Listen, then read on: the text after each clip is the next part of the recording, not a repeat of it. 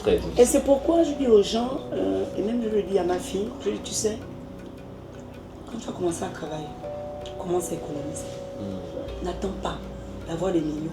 Parce que c'est cette épargne-là qui m'a fait tenir, qui a payé mon personnel et qui a tenu, j'ai payé mon loyer. Et je me suis dit, bon, si le Covid ne veut pas achever, vraiment, je ne vois plus. Là, vous êtes immunisé, c'est Vous voyez, je ne vois plus parce que c'était une période vraiment non. Qu'elle ne se précipite pas aussi. Parce qu'il y a des fois, il y a celles qui se disent, je sais quoi faire, j'ouvre déjà mon salon, non, c'est faux. On peut être une bonne technicienne, un mauvais manager. Vous voyez, non? Il faut déjà que moi-même je montre l'exemple. Vous comprenez, non? Parce que si, imaginons, je mange mon salon de coiffure. Je viens à 10 €, je viens à 11 €. Je montre quel exemple à moi, mon personnel. Moi, je montre à mon personnel, client, pas client, je suis là.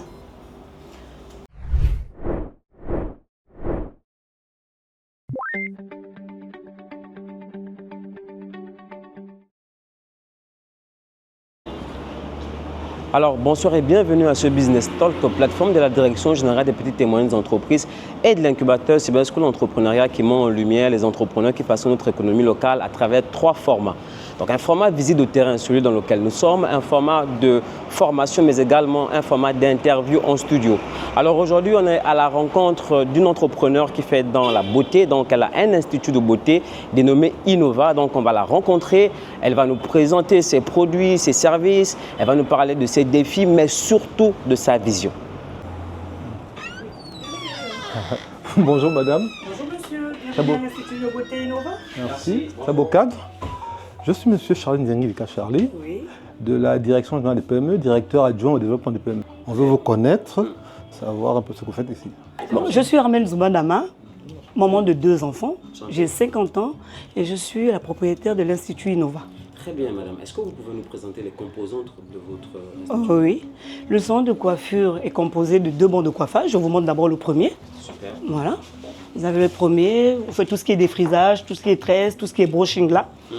Et vous avez le deuxième Le côté. brushing, c'est quoi pour... Le brushing, c'est une coiffure. On travaille à la brosse. D'accord. Ouais, ça se fait à la brosse. Ok. Et ce côté, uniquement pour les couleurs. Vous avez vu que les fauteuils sont noirs. Voilà, c'est pour ne pas tacher les fauteuils. Très bien. Voilà. Super. Et les produits qui sont dans le placard? Ça, c'est les produits de soins de visage. Super. Ça sera la partie esthétique. Vous allez voir. Vous avez le banc de coiffage.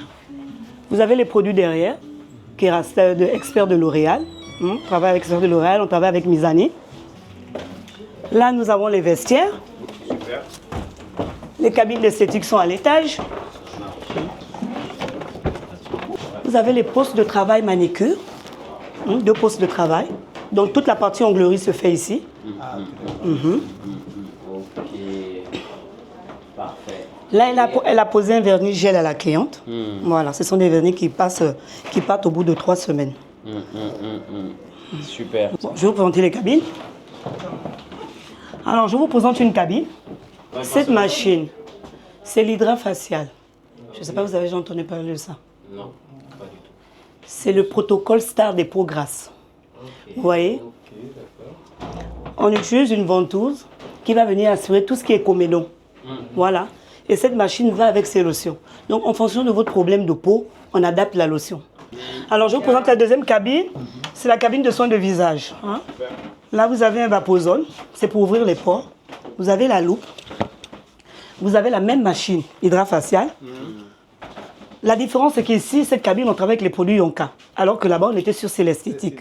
Ok. Voilà, la différence entre Yonka et Célesthétique, c'est que Célesthétique, ce sont des soins plus approfondis. On va un peu dans le médical. Ok. Vous voyez, non? Ah, ok. Voilà.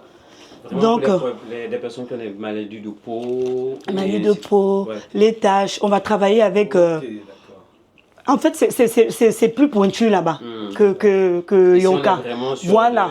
du nettoyage. Du nettoyage, c'est vrai, du nettoyage, on aura des peelings légers, alors que là-bas, c'est vraiment des soins approfondis. Très bien. Et côté client, est-ce que vous avez un peu de tout, des hommes, des femmes? J'ai un peu de tout, oui. Hommes, femmes, Ok. jeunes. C'est quoi la proportion homme-femme à peu près, on va dire 50-50? Non, 80, les hommes doivent dire 5%. Hein. 5% parce que les gens ont tendance à dire les salons de coiffure, c'est pour les femmes. Ouais, alors que non. Est-ce que vous-même aussi, vous avez une approche pour intéresser ces hommes-là? Oui. Est-ce qu'il y a des stratégies de communication justement qui pourraient vous amener à... Qui ne veut pas être bien nettoyé? Les hommes n'aiment pas, on a beau communiquer. Ok. On a beau communiquer, les hommes n'aiment pas. Ok. Ils vont, des fois, il y a des femmes, elle va offrir à son mari un bon. Moi, c'est pour quand elle l'offre, c'est pour dire, bon, va essayer, tu vas. Je vous présente la 3e cabine. Ici, c'est la cabine de massage. Toujours du rouge. Oui. Non, mais là, maintenant, bon, les mêmes sont rouges, mais les là, ils sont blancs. Donc, c'est la cabine de massage ici. Ouais, c'est super. Voilà, quand on fait son gommage, son massage, et puis il prend sa douche. Oui, bah, après, moi, je pense qu'aujourd'hui, il y a beaucoup de gens, parce qu'ils restent assis toute la journée sur une chaise. C'est des problèmes de dos. Ouais. C'est important. J'ai 7 ans et demi, j'ai travaillé. Ouais. Mon premier emploi, 7 ans et demi. J'ai 3 ans et demi en associé et j'ai 14 ans. Donc, imaginez qu'il y a des clients qui me suivent depuis le début, qui nous ont vus en fait dans le métier. Parce que le salon, après, il a fermé. Vous voyez, le salon, on a commencé à fermer et puis bon, on a toutes les tranches d'âge. C'est parfait, ouais, super. Et un petit détail, c'est la déco, j'aime beaucoup. Merci. Ouais, donc, vous êtes quelqu'un, vous êtes dans le design. Merci. Madame Doba, pourquoi avoir choisi ce secteur d'activité? C'est d'abord un rêve de petite fille. Et j'ai été toujours fascinée par le pouvoir de la transformation. Ouais, partir d'une coupe à une couleur. Donc, quand je voyais ça, ça me fascinait. Je disais, non, quand je serai grande, j'ouvrirai mon institut, mon salon de beauté et tout. Et là, vous avez quel âge à peu près? Ouh, j'étais petite, hein, 7-8 ans. Ah, super. En fait, il y avait une émission qui passait à la télé. Et puis, c'était une femme, elle avait un salon. Et je disais, quand je serai grande, Un rêve d'enfant. voilà, je serai comme c'est là. Très bien. En fait, c'est ça. Hein. C'est parti de là. Ouais, donc, du coup, ça va faire, vous avez 14 ans? 14 ans ici, mais ça Ok. fait plus de 20 ans que je suis dans le... Super, vous êtes dans la Parce que j'ai été employée aussi. Super. Avant de devenir propriétaire. Oui. Et comment ça s'est passé? Comment vous êtes passé d'employé justement à propriétaire d'entreprise? Bon, comme je vous dis, j'ai fait 7 ans. Je sors de l'école, franchement je sors de l'école et puis je commence mon premier stage. Finalement on m'embauche. Je reste 7 ans et demi. Et c'est quelle école vous étiez dans? Où? Abidjan, j'étais à American Ladies Beauty. Super. 2 plateaux, boulevard Latry.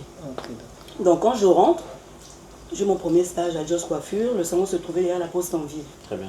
Mais puis j'ai l'embauche, donc je reste 7 ans et demi. Bon, après, au bout d'un moment, ça devenait un peu... Je décidais de partir. Mais quand je pars, j'avais pas l'intention d'aller ouvrir un salon de coiffure. Parce que parallèlement, j'avais un prêt-à-porter. Et je me suis dit, je me consacre à mon prêt-à-porter parce que ça me fait voyager. Ma collègue démissionne et elle me dit, mais tu veux pas qu'on s'associe? Et puis je dis, pourquoi pas? Tu vois, sur le coup, j'envisageais même pas d'abord d'ouvrir un salon. Donc c'était derrière, toujours dans la même galerie. Elle avait le bas et moi, j'avais le haut. Donc on fusionnait comme ça. On est resté 3 ans et demi. Et puis au bout de 3 ans et demi, elle a voulu partir. Donc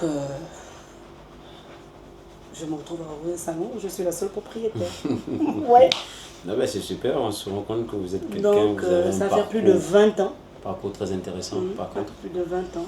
Et pendant cette vingtaine d'années-là, vous avez certainement fait face à des défis, comme tout le monde. Quel a été votre plus gros défi, on va dire comme ça?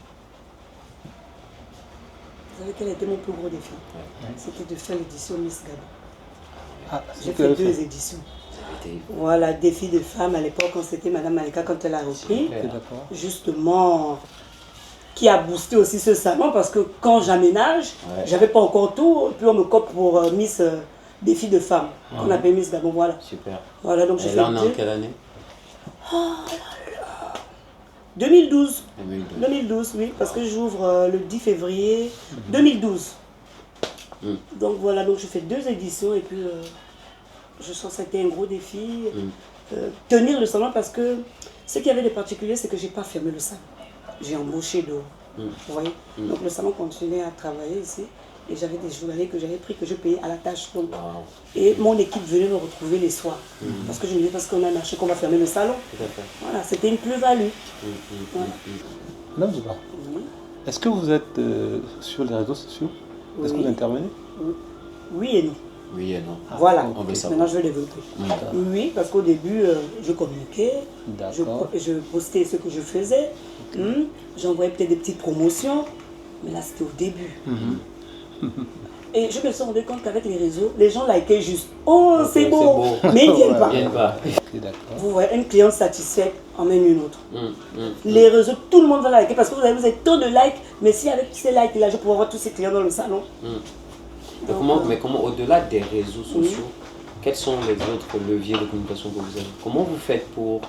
Intéresser. Déjà, vous avez plus de 14 ans d'expérience, connu. donc vous êtes connu. Voilà. Ok, vous avez d'accord. travaillé avec beaucoup de gens qui sont satisfaits des prestations que vous En faites. fait, le problème, c'est que nous, quand on a commencé, comme je parle d'un salon, Ok, c'est vous avez temps. Il y a déjà des gens... Il y a déjà habitués. non, il y a déjà, c'est déjà beaucoup, il y a déjà une renommée parce que c'est pas comme j'ouvre, il n'y a personne. D'accord. Mais qui a ouvert? Ah, mais c'est Amel Slakel, mais tu te rappelles pas ce qui était à Joss Coiffure? Vous comprenez? Tu coiffes bien, surtout. Voilà.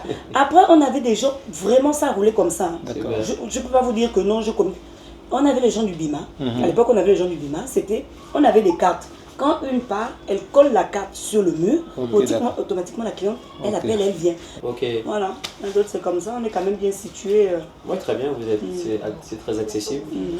Donc, les leviers, si je reviens un peu dessus, que vous avez, c'est déjà vous avez maximisé sur la qualité de ce que vous faites. Voilà. De façon à ce La que qualité les du gens soient cadre. satisfaits Voilà. de la prestation, du cadre dans lequel ils viennent. Voilà. On sert du thé, du café, du jus. J'ai bu de l'eau. Ah, mais on peut vous servir un café, de l'expo. Voilà. Donc, je vous dis un peu tous les services.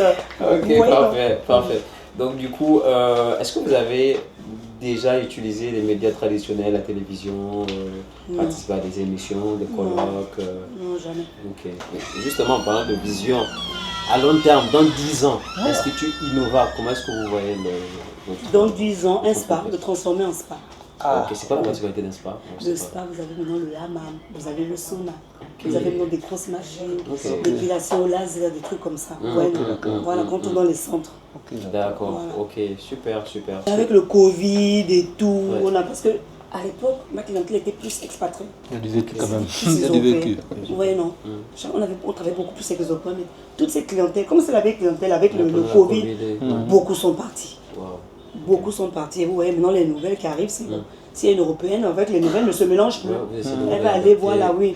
Donc en fait, c'est ça. Et comment vous avez vécu la période de la Covid? Si je ne gérais pas bien, j'aurais fermé. Et je me suis dit, si le Covid ne m'a pas tué, Rien ne oui, ça veut Ouais, dire que- c'était une période très difficile. Et c'est pourquoi je dis aux gens, et même je le dis à ma fille, je dis, tu sais, quand tu vas commencer à travailler, commence à économiser. N'attends pas d'avoir des millions. Parce que c'est cette épargne-là qui m'a fait tenir, qui a payé mon personnel et qui a tenu, j'ai payé le loyer. Et je me suis dit, bon, si le Covid ne veut pas achever, vraiment, je ne vois plus. Là, vous êtes immunisé, c'est fini. Vous voyez, je ne vois plus parce que c'était une période vraiment non. C'était On n'avait pas de compliqué. clients, on disait fermé à Tout 11 était heures. fermé, les gens ne se déplaçaient pas. Vous Déjà, la voyez? coiffure, vous ne pouvez pas coiffer On peut en ligne pas, comme les influenceurs ou Voilà. d'autres activités. Ou c'est Donc, une activité physique qui requiert le Donc fait c'est d'avoir ça, quelqu'un sur place. et qu'elle ne se précipite pas aussi. Parce qu'il y a des fois, il y a celles qui se disent, je sais quoi faire, j'ouvre déjà mon salon, non c'est faux. On peut être une bonne technicienne, un mauvais manager. Ouais, non. Tu peux pas travailler parce que je suis l'exemple. Et vous abordez un point très important. Et en termes de management, quels sont les conseils que vous donnez à quelqu'un qui se lance, qui a déjà, on va dire, lancé quelque chose, lancé son activité, ça peut être dans la coiffure, ça peut être dans un autre secteur d'activité, et qui a des problèmes de management? Quels seraient les conseils que vous aurez pour ça? Qu'elle se remette en question. Parce que moi je dis. Pour vous, c'est quoi un bon manager? Un bon manager, mais c'est quelqu'un qui déjà sérieux. Il faut déjà que moi-même je montre l'exemple. Vous comprenez, non? Parce que si, imaginons, moi j'ai mon salon de coiffure. Je viens à 10 euros. Je viens à 11 euros. Je montre quel exemple à mon personnel. Moi, je montre à mon personnel, client, pas client. Je suis là. Je prends ma serpillère. J'ai su. C'est pour montrer aux employés que. Comme je dis, moi aussi, je suis employé. ouais. Je vous montre l'exemple. Je peux dire, je peux jouer à la patronne, mais pour ça ne ressemble pas. Des fois, je travaille. Vous allez me trouver, je viens arrêter, je vais balayer, je passe la serpillère. C'est ça. Parce que pour manager, hein, moi je me dis peut-être que j'arrive à manager.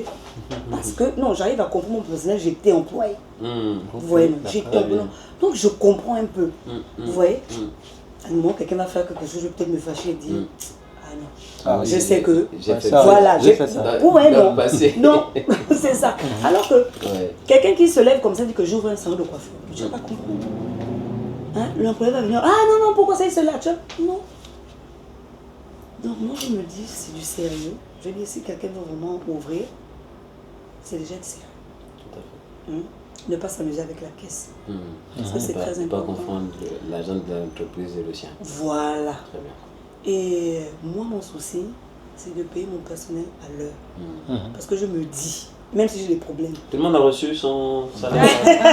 Je me dis, chacun part de sa maison, travaille, à la fin du mois, tu empoches des personnes. C'est pas bon. Parce que comme je vois dans d'autres, je discute avec d'autres salles. Tout à fait. Qui me dit, on fait 2 mois, 3 mois. Je dis, mais comment ça? Après, ça démotive après les personnes qui sont là. Mais pourquoi? C'est parce que... Vous avez un problème de gestion. C'est parce que, non, là où je reviens, c'était fait comme ça. Ça part, dit, quand j'ai payé, c'est cela, donc je n'ai fait qu'appliquer. Je me suis améliorée. Comparé à mon ancienne patronne, j'ai tracé. 14 ans, je me dis, j'ai jamais été à la fonction publique. Je suis là. On peut réussir sans être à la fonction publique. On peut réussir sans être à la fonction publique. J'ai quand même envie de comprendre quelque chose par rapport à votre parcours qui d'ailleurs est très intéressant. Moi, je pense que c'est important de vous écouter parce que vous parlez avec le cœur, parce que vous avez une certaine expérience et vous n'êtes pas en train de... C'est pas calculer votre discours, c'est vraiment un discours qui est vivant. Parce que vous êtes passé par là, vous savez de quoi vous parlez. Passé par là, donc je connais. C'est très bien. Est-ce qu'aujourd'hui, vous auriez un message à faire passer à nos autorités en tant que femme entrepreneur? Que les autorités accompagnent les petites PME. Très bien. Vous comprenez? Surtout pour la formation. L'accès au crédit. Parce que aujourd'hui, on demande aux gens d'entreprendre. On n'entreprend pas comme ça. On n'entreprend pas comme ça. Si tu n'as pas le financement, tu fais comment? La fonction publique est saturée. Il faut désengorger. Il faut désengorger. Il faut qu'aujourd'hui, les autorités donnent des bourses, donnent des financements. Il n'y a pas que la coiffure, cordonnerie, boulanger, il y a plein de trucs. Électricité, BTP, parce que nous participons au développement du pays. On emploie, on aide l'État. Ouais. Et, Madame Douba, quel est votre mot de fin? Mon mot de fin, je veux m'adresser à ceux qui veulent entreprendre. Oui. Je me dis, si je suis arrivée là, c'est que vous pouvez. J'ai 14 ans d'expérience. Il n'y a pas de magie, c'est la discipline. Il faut persévérer, il faut prendre tout avec la passion. Donc, merci beaucoup de nous avoir reçus chez vous. Alors nous sommes à la fin de ce numéro Business Talk et donc nous remercions l'entreprise Innova d'avoir partagé son expérience avec nous. Et au-delà de ça, on s'est réellement rendu compte que l'entrepreneuriat est un secteur, est un métier, je veux le dire comme ça, pour des personnes passionnées, pour des personnes disciplinées et pour des personnes qui savent clairement ce qu'ils veulent. C'était Business Talk, la plateforme qui met en lumière les entrepreneurs qui façonnent notre économie locale. À nous revoir au prochain numéro.